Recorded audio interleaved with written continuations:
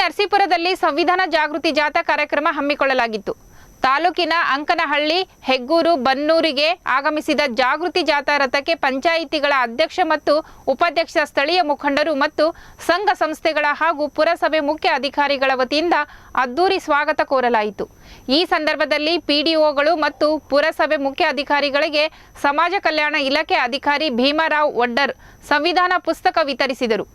ನಂತರ ಮಾತನಾಡಿದ ಅವರು, ಸಂವಿಧಾನ ಮತ್ತು ಅದರ ಅರಿವು ಹಾಗೂ ಅದರ ಮಹತ್ವವನ್ನು ಸಂವಿಧಾನದ ಇತಿಹಾಸ ಹೇಳುವ ಮೂಲಕ ಸಂವಿಧಾನದ ಬಗ್ಗೆ ಅರಿವು ಮೂಡಿಸಿದರು. ಭಾರತ ಒಂದು ಸಾರ್ವಭೌಮ ರಾಷ್ಟ್ರ ಅಂದ್ರೆ ಭಾರತ ದೇಶವನ್ನ ಯಾವುದೇ ಒಂದು ಇನ್ನೊಂದು ದೇಶ ನಮ್ಮನ್ನ ಅಸ್ತಿತ್ವದಲ್ಲಿ ನಮ್ಮ ದೇಶದ ಇದರಲ್ಲಿ ಹಸ್ತಕ್ಷೇಪ ಮಾಡೋ ಹಾಗಿಲ್ಲ. ಭಾರತದ ಒಂದು ಸಾರ್ವಭೌಮ ರಾಷ್ಟ್ರ ಅಂದ್ರೆ ಯಾವ ದೇಶವೂ ನಮ್ಮನ್ನ ಕೆದಕೋ ಆಗಿಲ್ಲ. ಯಾವುದೇ ಪಾಕಿಸ್ತಾನ ಆಗ್ಲಿ, ಬಾಂಗ್ಲಾದೇಶ ಆಗ್ಲಿ, ಇನ್ನೊಂದು ರಾಷ್ಟ್ರ ಆಗ್ಲಿ ನಮ್ಮ ದೇಶವನ್ನ ನಮ್ಮ ದೇಶದಲ್ಲಿ ಹಸ್ತಕ್ಷೇಪ ಮಾಡೋ ಹಾಗಿಲ್ಲ.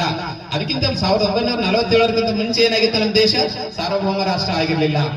ಅದಕ್ಕೆ ಇನ್ನೊಂದು ಪ್ರಜಾಸತ್ತಾತ್ಮಕ ಸಾರ್ವಭೌಮ ಸಮಾಜವಾದಿ ರಾಷ್ಟ್ರ ಅಂತ ಕರೀತಾರೆ ನೋಡಿ. ಭಾರತ ಒಂದು ಸಾರ್ವಭೌಮ ಸಮಾಜವಾದಿ ರಾಷ್ಟ್ರ ಅಂತಂದ್ರೆ ದೇಶದಲ್ಲಿ ಇರ್ತಕ್ಕಂಥ ಎಲ್ಲ ಪ್ರಜೆಗಳು ಸಾಮಾಜಿಕವಾಗಿ, ಆರ್ಥಿಕವಾಗಿ, ಶೈಕ್ಷಣಿಕವಾಗಿ ಮತ್ತು ಎಲ್ಲದರಲ್ಲಿ ಈಕ್ವಲ್ ಆಗಿರ್ಬೇಕು ಅಂತ.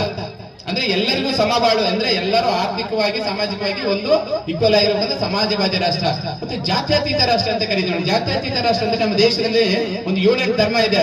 ಹಿಂದೂ, ಬೌದ್ಧ, ಜೈನ, ಕ್ರಿಶ್ಚಿಯನ್, ಆಮೇಲೆ ಜೊರಾಸ್ಟ್ರಿಯನ್ ಧರ್ಮ, ಬೌದ್ಧ ಧರ್ಮ, ಮತ್ತೆ ಹಿಂದೂ ಧರ್ಮ, ಕ್ರಿಶ್ಚಿಯನ್, ಮುಸ್ಲಿಂ ಧರ್ಮ, ಎಲ್ಲ ಧರ್ಮಗಳಿದ್ರು ಸಹ ನಾವೆಲ್ಲ ಒಂದೇ ಅಂತ ನಡ್ಕೊಳ್ತೀವಿ ನೋಡಿ.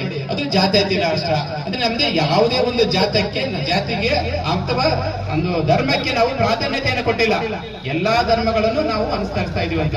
ಭಾರತ ಸಾರ್ವಭೌಮ ಸಮಾಜವಾದಿ ಪ್ರಜಾಸತ್ತಾತ್ಮಕ ಗಣರಾಜ್ಯ ಅಂತ ಕರಿತೀವಿ ನಾವು. ಅಂದ್ರೆ ಪ್ರಜಾಸತ್ತಾತ್ಮಕ ಗಣರಾಜ್ಯ ಅಂದ್ರೆ ನಮ್ಮದ ದೇಶದ ರಾಷ್ಟ್ರಪತಿ ಮತ್ತು ಚುನಾಯಿತ ಪ್ರತಿನಿಧಿಗಳನ್ನ ನಾವು ಪ್ರತ್ಯಕ್ಷ ಮತ್ತು ಪರೋಕ್ಷ ಚುನಾವಣೆ ಮೂಲಕ ಆಯ್ಕೆ ಮಾಡುವುದರಿಂದ ನಮ್ದು ಒಂದು ಪ್ರಜಾಸತ್ತಾತ್ಮಕ ರಾಷ್ಟ್ರ ಅಂತ.